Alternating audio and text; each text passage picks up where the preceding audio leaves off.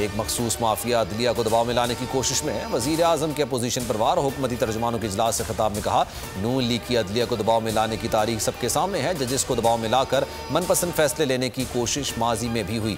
Blackmailing से जो वो ये चाहते हैं वो उन्हें हर सूरत नहीं मिल सकेगा। अपोजिशन पर तरस आता है, उनके तमाम बयानिए पाश पाश होने जा रहे हैं। हुकूमत गई का बयानिया अब दोबारा नहीं आएगा। असद उमर की मीडिया से गुफ्तगू, कहा वजीर आजम अपनी मुद्दत पूरी करेंगे, इमरान खान का मुतबादल हूं ना हो सकता हूं। कराची को हक दो, इख्तियार दो, बल्दियाती कानून के खिलाफ जमात इस्लामी का धरना जारी। खवातीन का हसन स्क्वायर पर एहतजाज। 23 मार्च को सिंध असेंबली के सामने जलसे आम का ऐलान कर दिया। हाफिज नईमुर रहमान कहते हैं कि सिंध असेंबली के बाद गवर्नर हाउस का नंबर आएगा। मुतालबात नहीं माने गए तो धरना कराची की तमाम सड़कों पर होगा। हुकूमत ने सानिया मरी की तहकीकाती रिपोर्ट पब्लिक कर दी। नाकिस प्लानिंग और देर से फैसला सानिया मरी की वजह बने। 10,000 गाड़ियां 4 दिनों तक फंसी रहीं।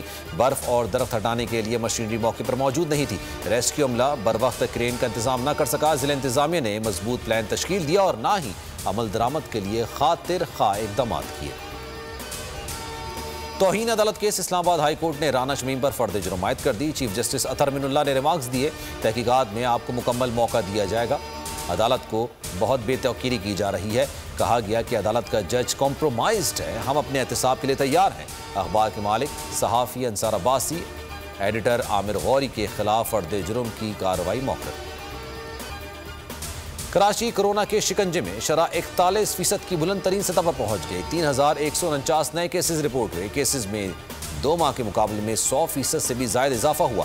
पिंडी में कोरोना के बायस मजीद 3 सरकारी स्कूल सील कर दिए गए। इस्लामाबाद इंतजामिया ने होटल्स में बैठकर खाना खाने पर पाबंदी आयद कर दी।